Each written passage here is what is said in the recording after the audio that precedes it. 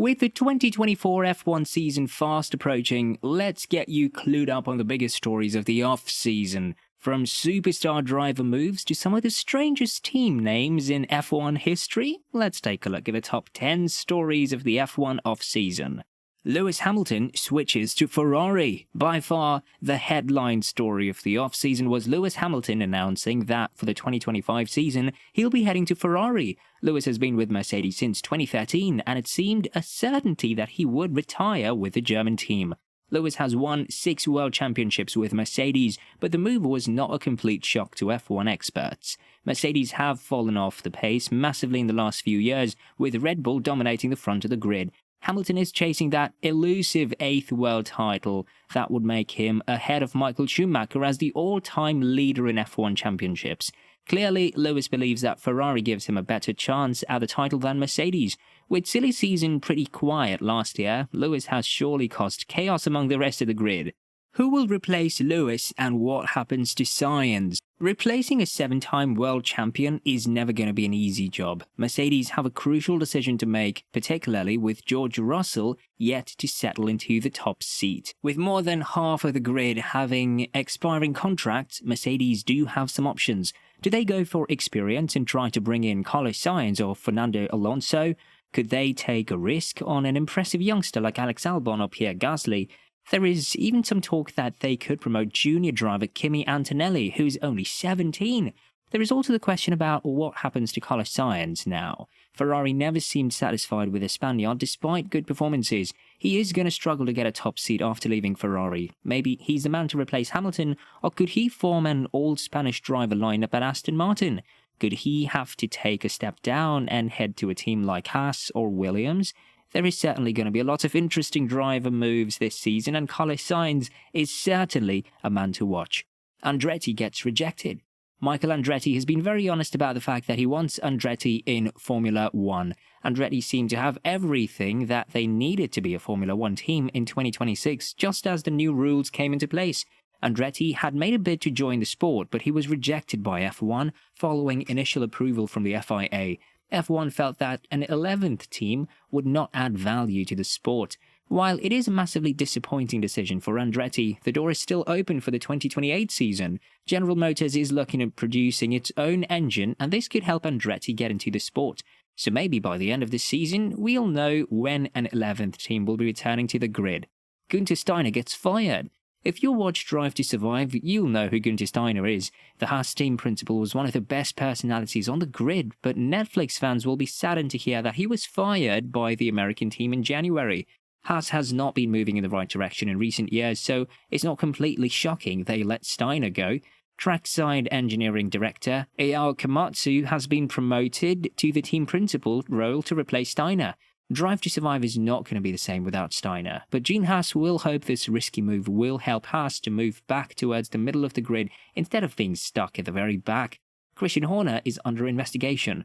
One of the most recent stories which has emerged is to do with Red Bull team principal Christian Horner. In the last few weeks, Red Bull launched an investigation into allegations of inappropriate behavior from Horner, resulting in a complaint from a female employee. We are yet to hear many details about what exactly happened, but Red Bull are taking this investigation extremely seriously. Lawyers recently spent hours grilling Horner into these allegations, and yet there is not a resolution at the time of writing. At the moment, it looks like Horner could still be in place for Red Bull's car launch and pre-season testing in Bahrain. The investigation could go on into the start of the season, and it is certainly something to keep an eye on. AlphaTauri and Sauber battle for the worst name in F1 history. There have been some absolutely terrible team names in the history of this great sport. This season is going to have 2 shocking ones. Sauber ended their deal with Alfa Romeo at the end of the 2023 season and will now be known as Stake F1 Team Kick Sauber. They will be known as Stake F1, having signed a deal with online casino Stake. They will have to get rid of all their stake advertising in countries that ban gambling adverts. AlphaTauri have gone for a similar name. They will be known as RB, which is short for Visa Cash App RB Formula 1 Team. Those are 2 truly awful names that show the sport is really all about the money. More street circuits announced. The off-season included news that Silverstone and Suzuka have extended their contracts with F1 to stay on the calendar. But the bigger news is that there will now be a new street circuit added to the calendar in 2026, with the Madrid Grand Prix joining Formula One. There had been rumours for a while that F1 were looking to replace the Spanish Grand Prix, and this seems to be the way they're doing it. The streets of Madrid will host the Spanish Grand Prix, with the track being close to the training pitches of Real Madrid.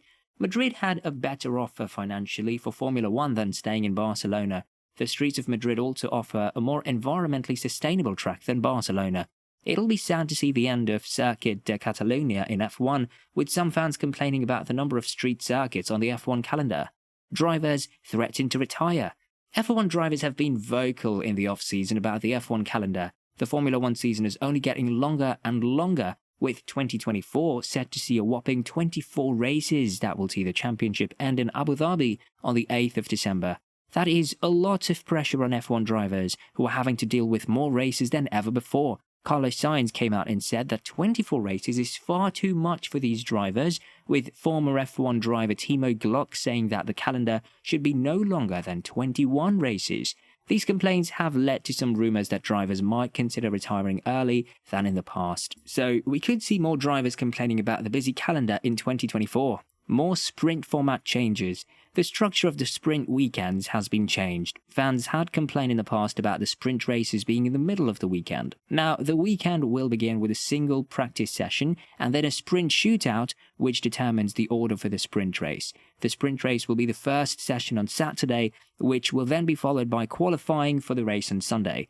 This move has been made to separate the sprint weekend from the Grand Prix, and it should help make things a little bit less confusing for fans. Leclerc and Norris sign extensions.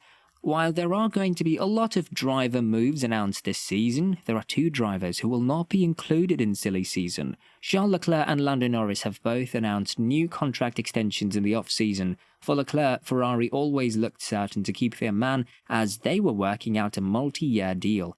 Interestingly, the length of Leclerc's extension was not announced, with it being at least until 2024 and beyond. McLaren have been similarly quiet about the length of Lando's new contract. The young British driver was originally becoming a free agent at the end of the 2025 season, but his new multi-year deal will extend beyond 2025. There is a good chance that both of these contracts have exit clauses, which is why the exact length of the deal is not set. Norris and Leclerc will want their teams to get into title contention in the next few years, otherwise they could look to leave early. The pressure will be ramped up on Leclerc this season, particularly with how well Ferrari have treated him compared to Carlos Sainz. What do you think is the biggest storyline of this off-season? Why not put your thoughts in the comments down below? And while you're down there, hit that like button and subscribe. Thank you for watching, and we'll see you next time.